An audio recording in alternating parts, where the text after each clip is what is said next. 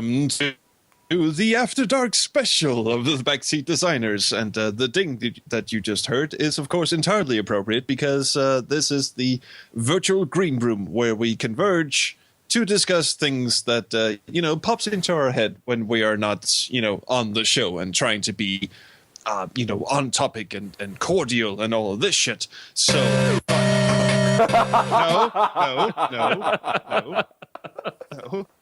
Back, down, boy, down. Well, you didn't want to run the tape now. When do you want to run the tape then? I hate this job. I thought it would be quite interesting because we kind of skirted around the issue in the main episode. We were just like, okay, it might not be a bad puzzle. Objectively, we might hate it, subjectively. I thought it'd be quite nice to sort of get this out of the way in the After Dark. Like, what puzzles do we just fucking hate subjectively? Why do we hate them? Anyone, chime in, anyone. Oh. Well, I agreed with you when what you were saying about timer puzzles. I mean, I can cope with them when I've got a kind of an idea quite early on. Okay, I know what I'm supposed to do and know that I've got a time limit to do it. Okay, that's fine. Like, get off the arcader in Space Quest 1.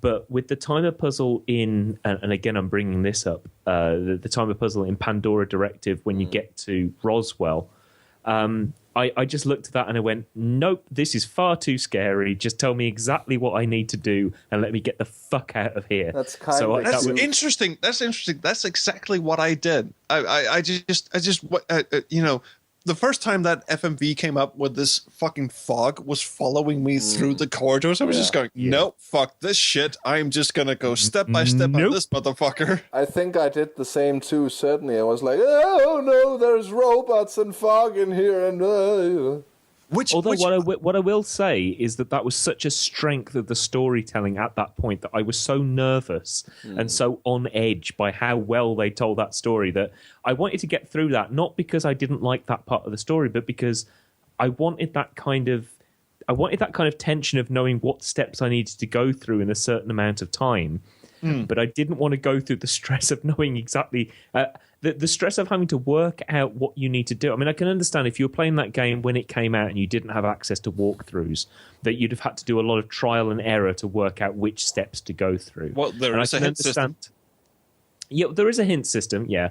But I can understand why you would have got to that kind of point and tried to work out what you needed to do. But I was just at that point was like, nope.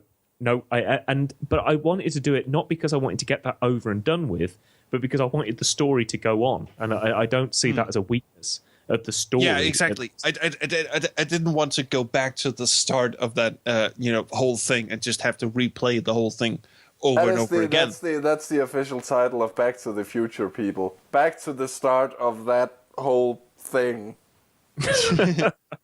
No, but really, no. I completely understand what Gareth is on about because I was shitting and this it's a hallmark of good interactive storytelling when you're stuck in a situation where the game is actually making you so nervous that you go, right, I'm just going to consult the fucking walkthrough because I don't want to get killed by this fucking thing. Very true. And kudos. The only other time, I mean, I played this as a 30-year-old, so I probably shouldn't be that kind of nervous, but the only time I've ever had that kind of feeling in a game before was when I was about 8 years old playing Space Quest 2 and playing it with my dad, and we were trying to work out how to do stuff, and we hadn't quite worked out how to get past the swamp monster in Space Quest 2, and we hadn't quite cottoned on to the fact that you were supposed to do the monkey see, monkey do with the little red man. And we were just, and I was just scared every time I got near to the water. I was like, no, I'm not doing that. I'm not doing that. My dad was like, well, you've done something, so see if it works. No, I'm not doing that. I'm not doing that. And I didn't complete Space Quest 2 until I was 8-year-old Gareth wanted none of it. 8-year-old Gareth wanted none of that shit. And not a single fuck was given that day. No. 8-year-old Gareth probably took about 5 years to complete that game, but he did it without a walkthrough at all. And it's about the... Was he actually still 8 years old? No, And it's like- 8-year-old Gareth faced his fears. He went through the swamp. He conquered his fears. I mean, this is a technically message it was I'm like 30. we can put out to war veterans everywhere. You went through that, but you didn't go it was through Space Quest 13-year-old. 2. It was 13-year-old Gareth who finished it, not 8-year-old Gareth. Otherwise, I do feel sorry for you. I'm 30 years old, but I was born in 1976. It's a weird time. Who the fuck are you, Benjamin Button? No, but I had the same experience with the cave monster, the squid monster in Space Quest 2, where, going through the maze thing, I was shit scared every time. And there is no walkthrough for that thing. All you have to do is go down and down and down and down and to the right and down more to the right. You missed the down. And also down. And every time you hit a dead end, you have to turn back. And I was just shitting my little diaper because I was 8 years old and still wearing a diaper, apparently. It was like, nope, not. And did you take it off in the interim of 5 years it took you to finish the game? Because I'm detecting a pattern here. 8-year-old still wearing a diaper. 8-year-old Trojan, 8-year-old Gareth. Every time I play Space Quest 2, I still put on a fucking diaper because I know I'm gonna shit my pants at the cave squid. Your fetish is your own. If I may, It's part of the nostalgia. I came up with an example, which is a puzzle that I consider shitty because we don't have that idiom in Danish, so I didn't quite get it, and I still don't do. The puzzle in Day of the Tentacle, where you make it rain by washing the carriage. That's an idiom and, a joke that we just don't have, as far as I know. Yeah. So I walked through, that game for quite a while, and it saddened me because I was doing a non-walkthrough playthrough, and I might have looked it up in a walkthrough eventually. Just I didn't know what to do, and to me it makes no sense.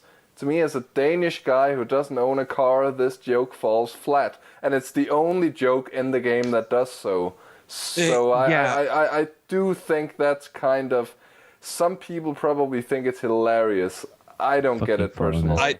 I do understand what you're saying, and I was stuck on the same puzzle for a very, very long time. In retrospect, it does actually give you a hint in the present time when you go up to the windshield and it goes "wash me."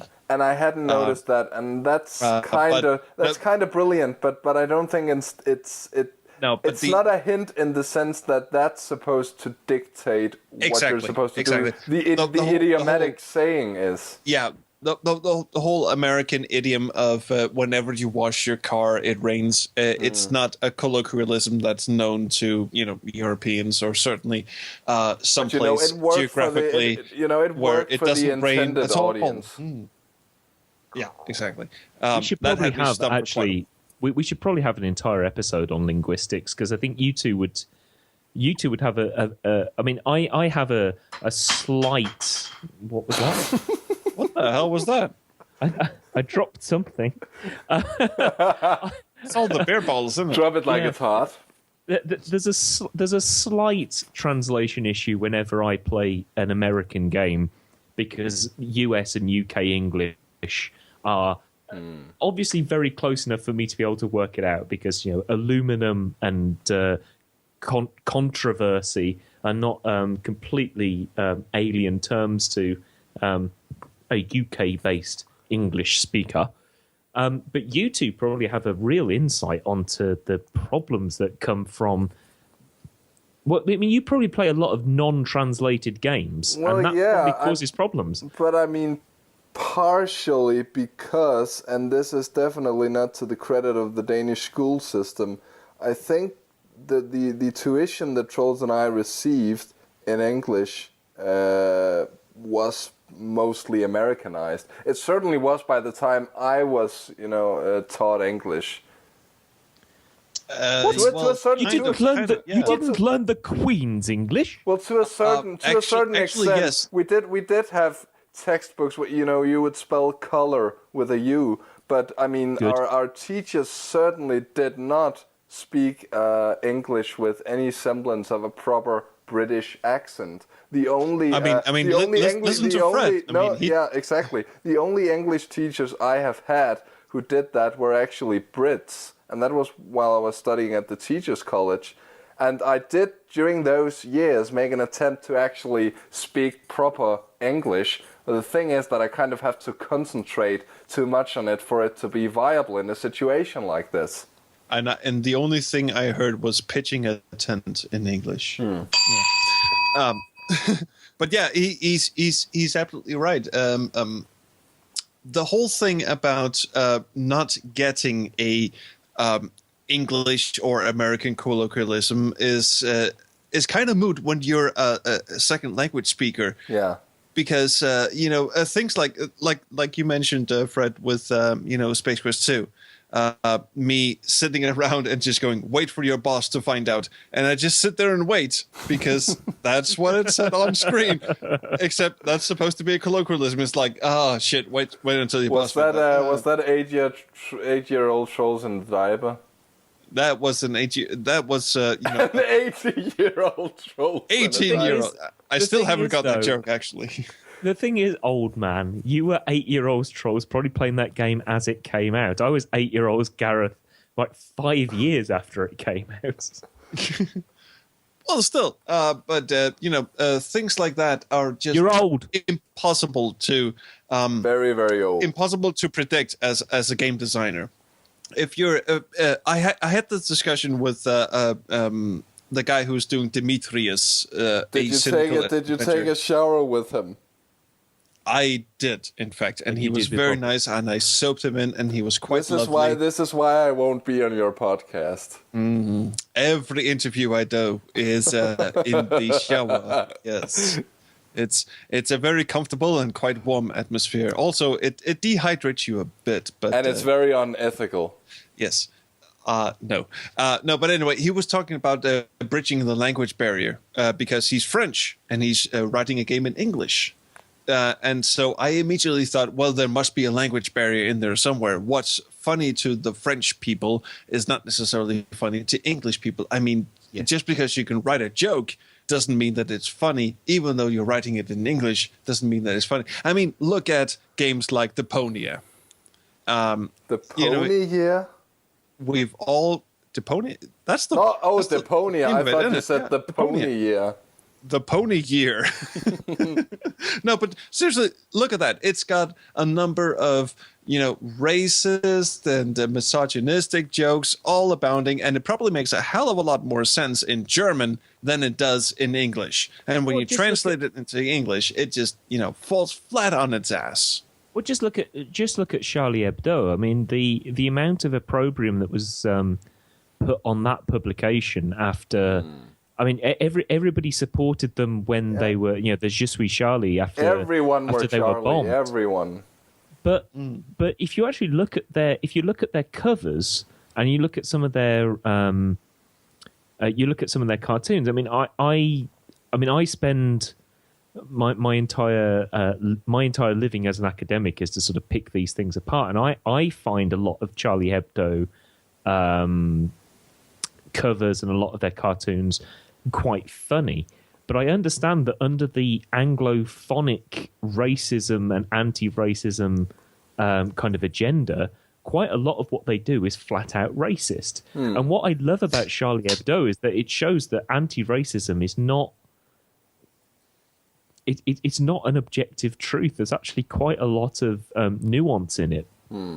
And I suppose that's a really extreme example of when you see a cartoon of deliberately caricatured black people falling to the bottom of the Mediterranean Sea. I mean, that looks very racist to an English audience or to an American audience. But in the French context, they're taking the piss out of the kind of people who would think that is normal. Right, yeah. It reflects it back on those guys. Exactly. So it works in the French context. It doesn't work in the English context. And one of the things that I think a lot of people need to realize is that what you think is true is nowhere near as true as you think it is, and maybe you should get over yourself. True. Exactly. I mean, look at Police Quest 4, which you have brought up on a number of occasions. I mean, the portrayal Detective Carey, I view your action as sexual. No, not that one. Okay. No. The other one. The portrayal of black people in Police Quest 4 has been under a lot of controversy. Popping sounds, man. Which to an American audience would be very sort of, oh my God, he did not just go there kind of thing, but to European audiences, not to portray us as sort of indifferent to whatever struggles African Americans go through, but it's sort of this is sort of a stereotypical portrayal. It's kind of, it doesn't hit home in the same way that it does to American audiences. And when you've got designers like David Cage doing games like Fahrenheit and Heavy Rain and such, he's a French guy designing his games in New York or wherever the fuck they're taking place, and he doesn't quite understand how I'm not going to say racial tension, but just the interaction between different races and stuff, it doesn't quite work the way that he thinks it does. And it's simply because he doesn't live in that situation.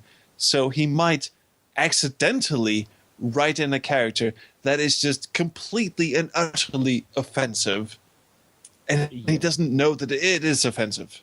I think we might wanna start wrapping this up before we begin trying to solve the migrant crisis or something. Yeah, you've got a good point. We have very much veered away from the original topic, but this has nothing to do with shit puzzles. Yeah, if you're listening to the After Dark, you got a conversation about games and about art. So what the fuck do you want? Come on. Yeah, exactly.